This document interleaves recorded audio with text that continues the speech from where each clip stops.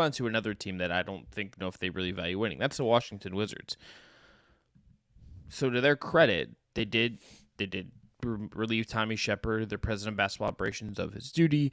Owner Ted Leonsis in a statement said, quote, "Failure to make the playoffs the last 2 seasons was very disappointing to our organization and our fans." So this is where but here's the thing. You say that, like, yes, that is true. I'm sure, like, the fans would like to make the playoffs. Like, that is more fun. But this just feels like and obviously the Beal situation hampers this. Like, there's the signaling for months that they're going to pay Porzingis and they're going to pay Kuzma and just kind of run it back for a team that didn't make the play-in tournament has kind of been writing on the wall. Wes Unseld Jr. is keeping his job. Okay. Don't really care about that one way or the other. So this statement just feels like they are not going to blow it up, which is what they should have done years ago, and they just keep doubling down on this. I don't They're understand never going what to. this actually... No, but this is the thing. I don't understand. This is where I just perpetually am with the Washington Wizards. I don't understand what they're trying to accomplish by just shuffling chairs around and spending a boatload of money. If you're Ted Leonsis, who is like a rich person, but not like one of these mega rich people, I don't understand how you're like, you know what, I can't wait to give Kyle Kuzma like a boatload of money. I can't wait for Porzingis to get like $36 million a year for 4 years or whatever. What do you mean by spending a boatload of money? I mean, they're not like in the tax. They're just paying for a Bradley team. Beal, I mean, it's just look at Bradley Beal's contract. Look at but it's like you're committing this is millions upon millions upon millions of dollars for a team that didn't make the play-in tournament. To me that's a boatload of money. If I'm at least spending that, I want to at least be able to like hang up a crappy banner in my arena and be like, hey, like look, we made the play-in tournament 2 years in a row or something. That's not what they're getting here. What is cap space going to get the Wizards? You know, it's like they've made these trades for expensive players like Porzingis and Kuzma and even like Barton and Morris this past year and whoever you want to point to, because they're not going to sign anybody if they did have space. I'm not really worried. I mean, the Beal contract was crazy because they didn't have to do it. They gave him a player option, and he's just fallen off as a player. That's the bigger problem to me. I don't feel like the contracts or anything like that are particularly egregious. To me, the thing is, like, unless you find a way to change the owner, which is not going to happen unless Baxter Holmes sniffs something out. Saudi Arabia buys the Wizards. Yeah, the Wizards are going to be in the middle forever unless they go above the middle. They're not going to allow themselves to go below the middle. And so where I look but they are below the middle. I think they're below the middle. That's where I'm at with this. Yeah. And I do think that's probably what that's the Beal contract, right? You are paying a player to be your best player who is not good enough to be the best player on a even middling team, let alone good or great team.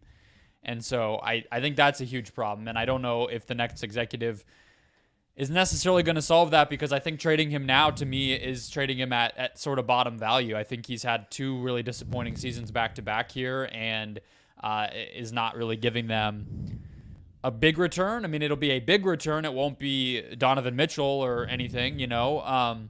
It definitely won't be Kevin Durant level return.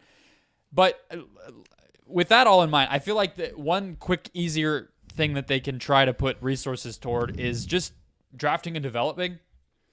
Like, here's their the 4 total draft picks that Tommy Sheppard made. Rui Hachimura, who they just traded before he was about to hit restricted free agency. Denny Avdia, Corey Kispert, and Johnny Davis. Those 4 players, Chris, have a combined 18.7 career win shares. Do you know how many win shares Nikola Jokic had this season? 14.9. A lot more than that. No, it was less. But you're talking about 4 players with a combined like 10 years of experience or 8 years of experience, whatever it is, compared to 1 season of Jokic, and it's almost equal. And so the funny thing to me is like being in the middle, being whatever we want to call what they're at, the top of the bottom or whatever it is, like that should theoretically give your prospects a good opportunity to develop, right? Because you're at least theoretically trying to win, being competitive. You have veterans on your team. You're not tanking. That should give those guys an opportunity to at least add skills in a real winning environment. And they haven't even been able to do that because I honestly just think they're drafting players who aren't that great. I think Kispert might, be something over time. Avdia seems to be mostly just a defensive player right now. those are fine guys. Rui's playing well on the Lakers, but if you just draft better, they're getting these top 10 picks. You would think a better drafting and development system by a different executive would at least give them more young talent that maybe they can then trade for some of those veterans because they're not going to get free agents, or maybe one of those guys really pops and becomes that star. I mean, they got Beal at 3, they got Wall at 1 because they allowed themselves to get bad enough to do that. If you're not going to, you at least have to hit on the guys that you are drafting, and they've not done that. He was really 0 of 4 in his time here. So that's where I would go with the next executive, somebody who has that scouting background and who you think can pick somebody good at 8, 9, 10, 11.